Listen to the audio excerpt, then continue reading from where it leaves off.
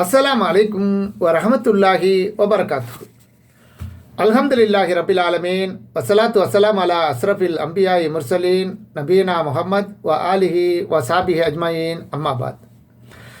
கண்ணியத்துக்குரிய எல்லாம் வல்ல அல்லாஹு ஜல்லசானு தாலாவின் நல்லடியார்களே, அன்புக்கினிய சகோதர சகோதரிகளே, பிரமத அன்பர்களே, நண்பர்களே, உங்கள் அனைவரின் மீதும் ஏக இறைவனுடைய சாந்தியும் சமாதானமும் என்றென்றும் நிலவ பிரார்த்திப்பதோடு நான் சங்கை அப்துல் அஜீஸ். அல்லாஹ்வுடைய அருளால் அனைவரும் மிக நலமாக இருப்பீர்கள் என்று நம்புகிறேன். அல்ஹம்துலில்லாஹ். எல்லா புகழும் அல்லாஹ்வுக்கே. இது திருமறை தோற்றுவாயின் விளக்க உரை, அல்ஹம்து சூராவுடைய விளக்க உரை தொடர் காணொலியில் பாகம் 9. இதில் யாக்கூப் அலைஹிஸ்ஸலாம், யூசுப் அலைஹிஸ்ஸலாம், அய்யூப் அலைஹிஸ்ஸலாம், ஜக்கரியா அலைஹிஸ்ஸலாம் ஆகிய மிகச்சிறந்த 4 நபிமார்களுடைய செய்திகளை பார்க்க இருக்கிறோம். என்ன செய்திகள்? இந்த 4 நபிமார்களும் அடிமைகளாகத்தான் இருந்தார்கள். அடிமை நிலையை விட்டு அவர்கள் உயர்ந்து விடவில்லை. ஏற்கனவே சொல்லப்பட்ட நபிமார்களும் அந்த வரிசையில் தொடராக மற்ற நபிமார்களை எல்லாம் அல்லாஹு ரப்புல் ஆலமீன் அவன் மட்டும்தான் எஜமான், அகில உலகையும் படைத்து பரிபாலிக்கின்ற காரணத்தினால் அவனு மட்டும்தான் எஜமான். அவனால் படைக்கப்பட்ட அனைவரும் அடிமைகள் தான். அதிலும் குறிப்பாக நபிமார்கள் என்று சொல்லக்கூடியவர்கள் 100% நல்லடியார்கள். நமது சமுதாய மக்கள் தர்காவில் சென்று அந்த மகான் இந்த நல்லடியார் அப்படி இப்படின்னு சொல்லக்கூடியவர் எவருக்கும் எந்த ஒரு ஆதாரமும் கிடையாது. அவர்கள் நல்லவர்களா, எப்படி வாழ்ந்தாங்க, எப்படி செத்தாங்க, எந்த விவரமும் நமக்கு தெரியாது. இட்டுக்கட்ட கதைகள் காலங்காலமாக என்ன பல செவி வழியாக கேட்டதை தான் இவங்க செய்கிறாங்க. அதுக்கு எந்த ஒரு ஆதாரமும் கிடையாது. ஆனால் நபிமார்கள் என்று சொல்லப்படக்கூடியவர்கள் 100% அல்லாஹுவால் நல்லடியார்கள் என்று சொல்லப்பட்டவர்கள். அப்படிப்பட்ட அந்த நல்லடியார்களுடைய நிலை எப்படி இருந்தது? அவர்கள் தங்களுக்கே ஏதாவது நன்மைகளை செய்து கொள்ள கூடியவர்களாக இருந்தார்களா?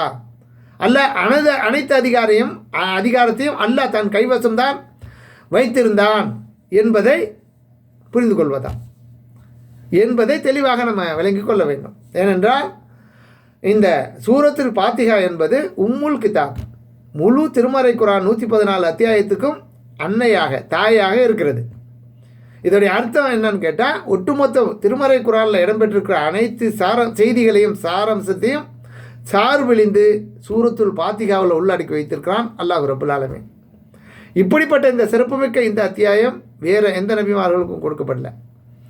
ஒட்டுமொத்தமாக இறுதி நபியாக இருக்கக்கூடிய நபி ஸல்லல்லாஹு அலைஹி வஸல்லம் அவர்களுக்கு ஒட்டுமொத்தமாக அனைத்து நபிமார்களுடைய வரலாறுகளையும் இதில் நபி ஸல்லல்லாஹு அலைஹி வஸல்லம் அவர்களுக்கும் நமக்கும் வழிவந்தவர்களுக்கும் அல்லாஹ் சொல்லி காட்டியிருக்கிறான் இல்லையா?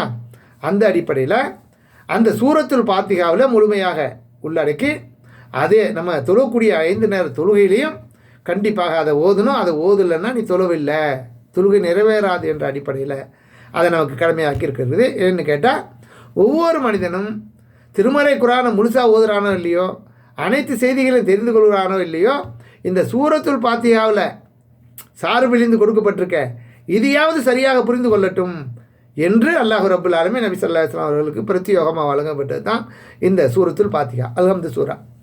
அப்படிப்பட்ட இந்த சூரத்துல் ஃபாத்திஹாவில் அவங்களுடைய ஒவ்வொரு செய்தியும் நம்ம விளக்கமாக எடுத்துக்கொண்டு வருகிறோம். இதற்கு முன்னால் சில நபிமார்களுடைய செய்திகளை உங்களுக்கு கவனத்துக்கு கொண்டு வந்திருக்கிறோம். அவர்களும் அடிமைகளாகத்தான் இருந்திருக்கிறார்கள். அல்லாஹ் அந்த அடிமை நிலையை விட்டு அவர்களுக்கு எந்த ஒரு சலுகையும் வழங்கலை அப்படிங்கிறத சொல்லியிருக்கிறோம். மேற்கொண்டு இந்த 4 நபிமார்கள் யாக்கூப், யூசுப், அய்யூப், ஜக்கரியா அலைஹிஸ்ஸலாம் அவர்கள் அனைவருமே அல்லாஹ்வுக்கு அடிமையாகத்தான் இருந்திருக்கிறார்கள் என்பதை பற்றிய விவரத்தை தான் இப்போ இதில் பார்க்க போகிறோம். இதை சூரத்துல் ஃபாத்திஹா யாருக்கு தெரியாது? இந்த சமுதாயத்தில் எல்லாத்துக்கும் தான் தெரியுமே, இதை பெருசாக பேச வந்துட்டாரு அப்படின்னு நீங்கள் நினைக்க வேணாம். ஏன்னா சூரத்துல் ஃபாத்திஹாவுடைய விளக்கத்தை நீங்கள் அறிந்தவராக இருந்தாலும் சைத்தான் என்பவன் நம்ம நேர்வழியில் போகும் பொழுது அதை வழி கெடுக்கிறது தான் அவனுடைய வேலை இல்லையா?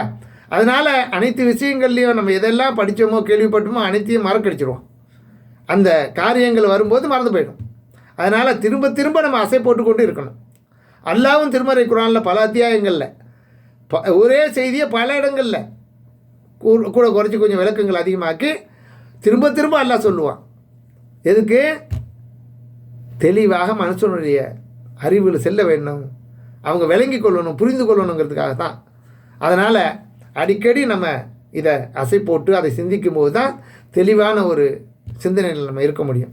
அதனால் நீங்கள் அறிந்தவர்களாக இருந்தாலும் இதை ஒரு நினைவூட்டலாக எடுத்துக்கொள்ளுங்கள். இப்போது நம்ம காணொலிக்குள்ளே போவோம் இன்ஷா அல்லாஹ். அதாவது இப்ராஹிம் அலைஹிஸ்ஸலாம் அவர்களின் பேரப்பிள்ளையான யாக்கூப் நபியின் வரலாற்றையும் நாம் எண்ணி பார்க்க வேண்டும், சிந்தித்து பார்க்க வேண்டும். எப்படி அவர்கள் தமது மகன் யூசுஃபின் மீது அளவு கடந்த அன்பு பாசம் வைத்திருந்தார்கள். அல்லாஹ் யூசுப் நபி அவர்களை சிறு பிராயத்திலேயே தந்தையிடம் இருந்து பிரித்து விட்டான். மகனை பறிகொடுத்த சோகத்தில் அவர்கள் அழுது அழுது அழுது புலம்பத்தான் முடிந்ததை தவிர அவர்களால் வேறு ஒன்றும் செய்ய முடியவில்லை. மகன் எங்கே இருக்கிறாரா இல்லையா, இறந்து போயிட்டாரா என்னங்கிறது தெரியாது. அவரை நினச்சி நினச்சி நினச்சி நினச்சி அழுது புலம்பி தன்னைத்தானே வருத்தி கொண்டார்கள். அந்த நிலையில் தான் அவங்க இருந்தாங்க. மகனை பறிகொடுத்த சோகத்தில் அவர்கள் அழுது புலம்பத்தான் முடிந்ததை தவிர வேறு எதுவும் செய்ய முடியலை. மகன் உயிரோடு இருக்கிறாரா, எங்கே இருக்கிறார் என்ற மறைவான விவரம் கூட அவர்களுக்கு தெரியவில்லை. யாருக்கு? அல்லாஹ்வுடைய தூதருக்கு, நபி இப்ராஹிம் அலைஹிஸ்ஸலாம் அவர்களுடைய பேரருக்கு. கவனத்தில் கொள்ள வேண்டும். மகன் உயிரோடு இருக்கிறாரா, எங்கே இருக்கிறார் என்ற மறைவான விவரம் கூட அவர்களுக்கு தெரியவில்லை என்றால், நீங்கள் யாருக்கிட்ட போய் அல்லாதவர்களை கையேந்திரீங்களோ, யாரை மகான் அவுலியா நல்லடியாருங்கிறீங்களோ அவங்களுக்கு ஏழுமா? சிந்திச்சு பார்க்கணுமா இல்லையா? அவர்கள் எந்த அளவுக்கு கவலைப்பட்டார்கள் என்பதை திருமறை குர்ஆனில் அல்லாஹ் ரப்புல் ஆலமீன் சிந்திக்கக்கூடிய மக்களுக்கு, தெளிவு பெற விரும்பக்கூடிய மக்களுக்கு, அல்லாஹ் நேர்வழி காட்ட விரும்பக்கூடிய மக்களுக்கு தெளிவாக எடுத்து சொல்கிறான். எப்படி? அவர்களை விட்டும் அவர் ஒதுங்கி கொண்டார். யாரு? தன்னுடைய பிள்ளைகள் குடும்பத்தாரை விட்டும் ஒதுங்கி கொண்டார். யூசுஃபுக்கு ஏற்பட்ட துக்கமே என்றார். கவலையால் அவரது கண்கள் வெளுத்து போயிடுச்சு. அழுது அழுது அழுது துன்பப்பட்டு ரொம்ப கவலைப்பட்டு போயிட்டார். அவர் தூக்கத்தை அடக்கிக் கொள்பவராகவும் இருந்தார். தூங்க முடியல அவரால்.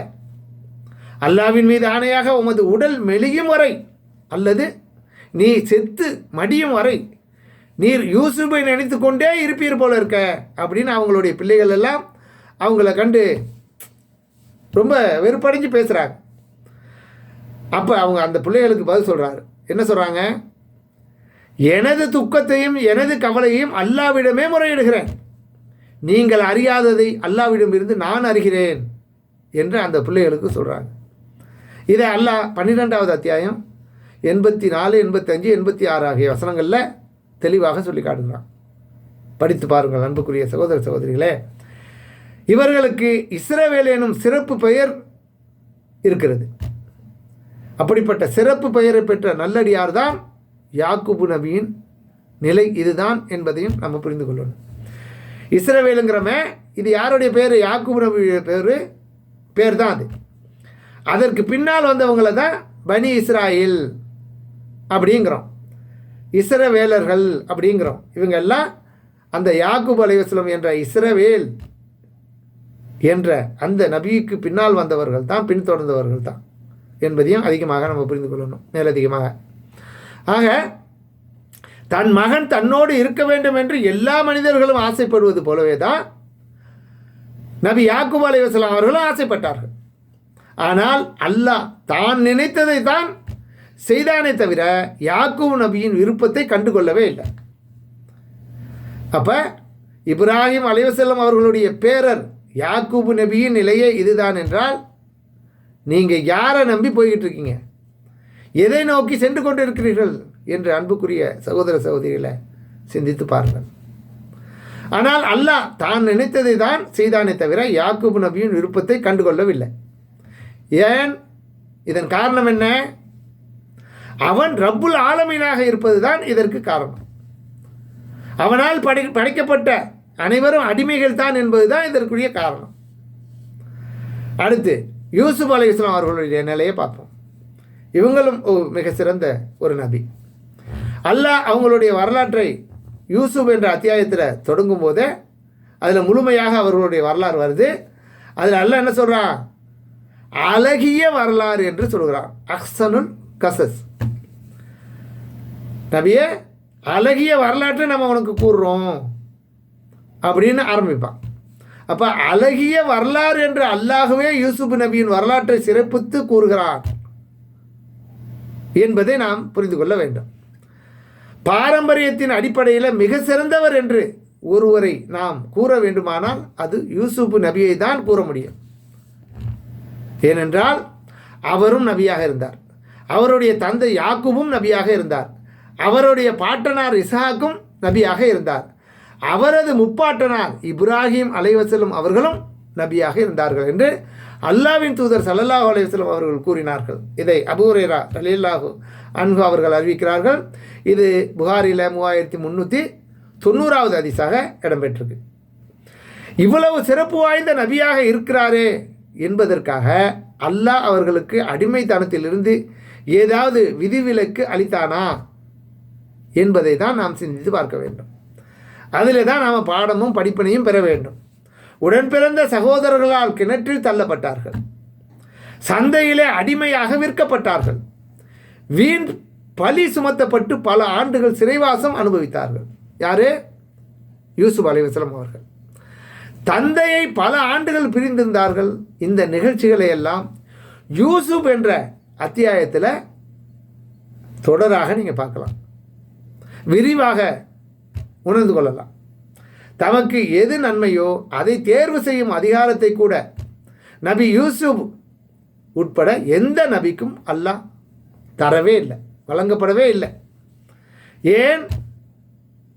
அதான் காரணம். அவன் ரப்புல் ஆலமீன், அகிலத்தார் அனைவருக்கும் எஜமான் ஆக இருப்பதே தான் இதற்கு காரணம்.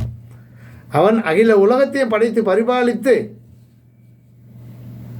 ஆலமீனாக அதற்கு உரியவனாக இருக்கிறானே, அதுதான் இதோடைய காரணம் என்பதை நம்ம புரிந்து கொள்ளணும். அடுத்து அய்யூப் அலைஹிஸ்ஸலாம் அவர்கள், இவர்களை பற்றி சொல்லி மாளாது அவ்வளவு கட்டுக்கதைகள், கற்பனைகள். தப்சீர்கள்லையும் சரிதான், நபிமார்கள் வரலாறு என்று எழுத வந்தவர்களும் சரிதான், ஏராளமான கட்டுக்கதைகளை அவிழ்த்து விட்டு வைத்திருக்காங்க இல்லையா? நீங்கள் எல்லாருமே கேள்விப்பட்டிருப்பீங்க. அதெல்லாம் தூக்கி ஓரமாக ஒதுக்குங்க. உண்மையை அல்லாஹ் இங்கே சொல்லுகிறான் திருமறை குர்ஆனில். அது மட்டும்தான் உண்மை, வேறு எவருக்கும் வகி வராது இல்லையா? அல்லாஹ்வுடைய தூதர் முஹம்மது ஸல்லல்லாஹு அலைஹி வஸல்லம் அவர்களுக்கு மட்டும்தான் வகி வரும். அவங்க சொன்னால் தான் நம்ம கேட்கணும் இல்லையா? அவங்களுடைய ஆதாரம் இல்லாமல் திருமறை வசனத்துலேயும் அப்படி சொல்லப்படல, என்ன விட்டு இஷ்டத்துக்கு அள்ளி கட்டி வச்சுருக்காங்க. சரி, நம்ம விஷயத்துக்கு வருவோம். இப்போ அதிகமாக அல்லாஹுவால் அதிகமாக சோதிக்கப்பட்ட நபிமார்களில் அய்யூப் அலைஹிஸ்ஸலாம் அவர்களும் ஒருவராக இருந்தார்கள். எப்படி? பலவிதமான நோய்களை அல்லாஹ் அவர்களுக்கு வழங்கினான். குடும்பத்தார் அவனிடமிருந்து பிரிந்து சென்று விட்டார்கள் என்ற ஒரு நிலையில் அவங்க இருக்கிறாங்க. இதில் அவங்க அல்லாஹ்விடம் பிரார்த்தித்ததை அல்லாஹ் சொல்லி காட்டுகிறான். எப்படி? பலவிதமான நோய்கள் அப்படின்னு சொல்லி நம்ம கொஞ்சம் புரிஞ்சிக்க முடியுது, அவ்வளோதான். ஆனால் அல்லாஹ் என்ன சொல்கிறான்னு கேட்டால், அவங்க கேட்குறாங்க அல்லாஹ்ட்ட. யார்? யூசுப் அலைஹிஸ்ஸலாம் அவர்கள், அய்யூப் அலைஹிஸ்ஸலாம் அவர்கள், அய்யூப் அலைஹிஸ்ஸலாம் அல்லாஹ்ட்ட கையேந்தி சொல்கிறாங்க, எனக்கு துன்பம் நேர்ந்து விட்டது, நீ கருணையாளர்களுக்கெல்லாம் கருணையாளன் என்று அய்யூப் தமது இறைவனை அழைத்த போது அவரது பிரார்த்தனையை ஏற்றுக்கொண்டோம் என்று அல்லாஹ் சொல்லி காட்டுகிறான். இப்படி அழைச்சி சொல்கிறாங்க. இதை அந்த பிரார்த்தனை அல்லாஹ் ஏற்றுக்கொண்டானோ. அப்புறம் ஏற்றுக்கொண்டுட்டு அல்லாஹ் என்ன செய்கிறான்? அவருக்கு ஏற்பட்ட துன்பத்தை நீக்கணும். இதான் அல்லாஹ் சொல்லக்கூடிய. என்ன துன்பம், எப்படிப்பட்ட துன்பம், இதெல்லாம் தெரியாது சரியா, விலைக்கு சொல்லப்படல. எல்லாம் எதெல்லாம் துன்பம்னு இவர்கள் கற்பனை செய்திருக்காங்களோ அவ்வளவும் கற்பனை, கட்டுக்கதைகள். அல்லாஹ்வோ அல்லாஹ்வுடைய தூதரை சொல்லலை என்பதை இதில் கொஞ்சம் கவனத்தில் எடுத்துக்கங்க. அப்போ அல்லாஹ் சொல்லி காட்டுகிறான், அவருக்கு ஏற்பட்ட துன்பத்தை நீக்கணும், அவரது குடும்பத்தாரையும் அவர்களுடன் அவர்களை போன்றவரையும் டபுள் ஆக்கி, இன்னும் கொஞ்சம் அதிகமாக ஆக்கி என்ன நாம் அவருக்கு அருளாக வழங்கினோம். வணங்குவோருக்கு இது அறிவுரை. அல்லாவை யாரெல்லாம் வணங்குகிறார்களோ அவர்களுக்கு அல்லாஹ் சொல்லக்கூடிய அறிவுரை என்று 21வது அத்தியாயம் 83, 84 ஆகிய வசனங்களில் அல்லாஹ் சொல்லி காட்டுகிறார். நமது அடியார் அய்யூபை நினைவூட்டுவீராக, சைத்தான் வேதனையாலும் துன்புறுத்தலாலும் என்னை தீண்டிவிட்டான் என்று தமது இறைவனிடம் அவர் பிரார்த்தித்த போது சைத்தானை தான் காரணம் காட்டுவாங்க. அல்லாஹ் தான் விதி எழுதுனது அவன் தான். இருந்தாலும் நம்ம சொல்லும்போது அல்லாஹ் செஞ்சான்னு சொல்லாமல் நம்ம என்ன சொல்லுவோம், சைத்தான் வழி கெடுத்துக்கிட்டான், அவனால் தான் அந்த தப்பு நடந்து போச்சு அப்படின்னு சொல்லுவோம் இல்லையா? அந்த மாதிரி சொல்லக்கூடிய ஒரு செய்தி. அப்போ அவர்கள் அதை சொல்லி பிரார்த்தித்த போது அப்போ நபி ஐயூப் அலைஹிஸ்ஸலாம் அவர்களுக்கு அல்லாஹ் ஒரு தீர்வை வழங்குகிறான். எப்படின்னா, உமது காலால் மிதிப்பீராக. எதை மிதிக்கிறதுன்னு தெரியல, சரியா? இதோ குளிர்ந்த குளிக்கும் இடம். அவன்னு காலை மேலே மீச்ச உடனே அதுலேருந்து இப்ராஹிம் அலைஹிஸ்ஸலாம் அவங்களுடைய மனைவி ஹாஜர், இஸ்மாயில் அலைஹிஸ்ஸலாம் அவங்களுக்கு ஜம்ஜம் நீரூற்றை ஏற்படுத்தினால அந்த மாதிரி அவங்களுக்கு ஏதாவது ஒரு குளிக்கும் இடம், அதை நீரூற்று ஒன்று ஏற்பட்டிருக்கு. ஏன்னா அதில் குளிக்கும் இடமாக அருந்துவதற்கும் அதை பயன்படுத்தி கொள்ளும்படி கூறினோம். அவருக்கு அவரது குடும்பத்தினரையும் அவர்களுடன் அவர்களை போன்றோரையும் வழங்கினோம். இது நம்மிடம் இருந்து கிடைக்கப்பெறும் அருளும் அறிவுடையோருக்கு அறிவுரையும் ஆகும் என்று அல்லாஹ் ரப்பல் ஆலமீன் இந்த செய்தியை முடிக்கிறான். 38வது அத்தியாயம் 41, 42. சரியா? இவ்வளவு தான் திருமறை குர்ஆனில் இடம்பெற்றிருக்கிற செய்தி. இதில் நோய் நொடிகளுக்கு ஆளாகி மனைவியால் புறக்கணிக்கப்பட்டு கடுமையான வேதனை அவர்கள் அனுபவித்தார்கள் என்று சொல்கிறார்கள். என்ன இது ஒரு அதிலிருந்து பெறக்கூடிய செய்தியாக இவங்களுடைய கற்பனை தான். இது அல்லாஹ் சொல்லலை. ஓகே, இதை நீங்கள் உங்கள் விருப்பத்துக்கு நீங்கள் எடுத்துக்கொள்ளலாம். தெளிவாக அந்த வசனங்களை படித்து, ஏன்னா அவங்க துன்பம் அடைஞ்சிருக்கிறாங்க, பெரிய கஷ்டத்துக்குள்ளாக இருக்காங்க. அதனால் அவர்கள் மனைவி மக்கள் எல்லாம் அவங்கள விட்டுட்டு போயிட்டாங்க. இப்படி ஒரு செய்தியை தான் மீண்டும் அல்லாஹ் டபுளாக்கி கொடுத்தோம் அப்படின்னு அல்லாஹ் சொல்கிறான்.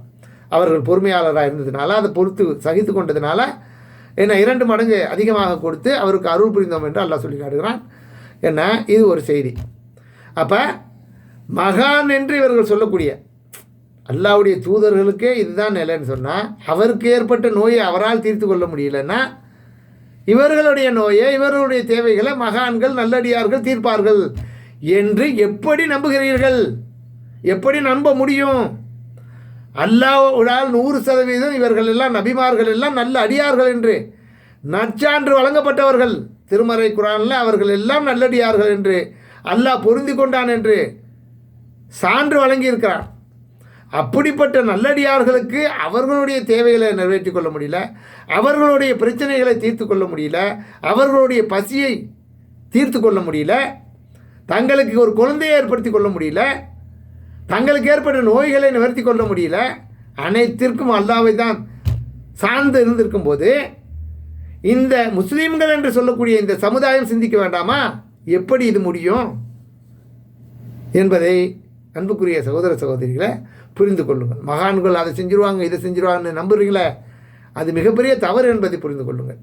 மற்றவர்களின் நோய்களையும் பிரச்சனைகளையும் என்ன மகான்கள் நீக்குவார்கள் என்று நம்புகிற சமுதாயமே ஐயூப் நபி அவர்களுக்கு ஏற்பட்ட நோயை தாமாக குணப்படுத்தி கொள்ள அவர்களால் முடியவில்லை. அவர்களுக்கே ஏற்பட்ட நோயை அவர்களுக்கு தீர்த்து கொள்ள முடியல. அல்லாஹ்விடம்தான் பிரார்த்தனை தான் செய்தார்கள். அதுதான் அவர்களால் செய்ய முடிந்தது.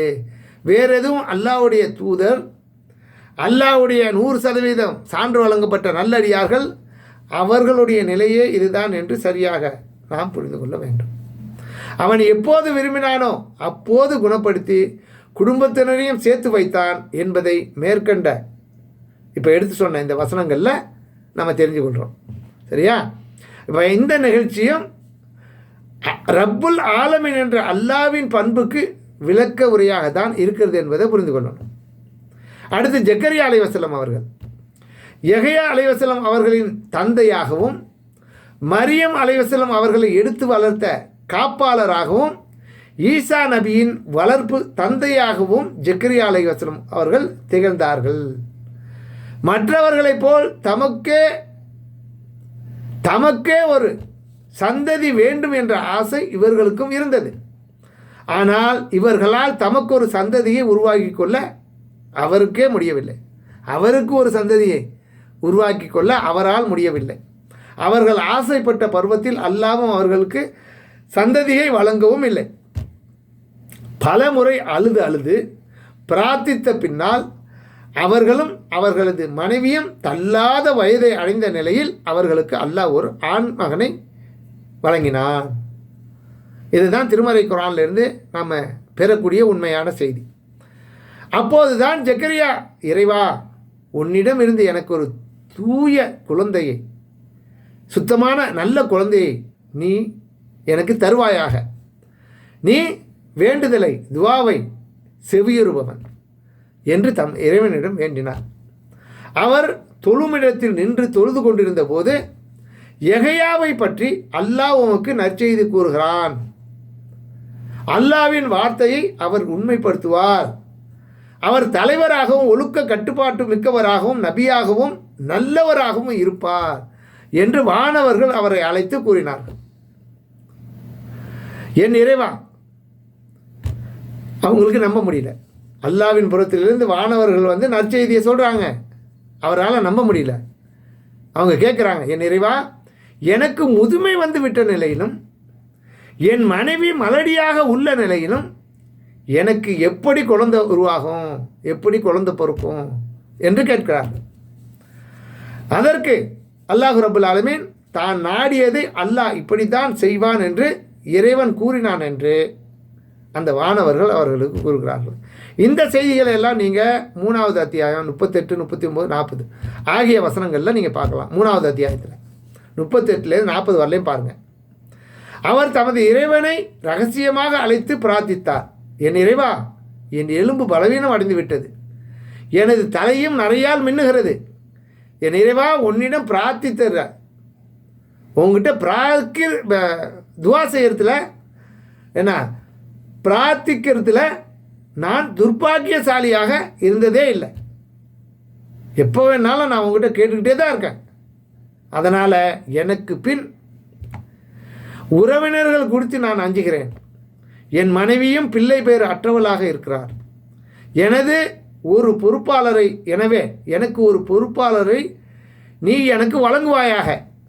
அவர் எனக்கும் யாக்கூபின் குடும்பத்தாருக்கும் வாரிசாவார். அப்படிப்பட்ட ஒருவரை எனக்கு நீ கொடு.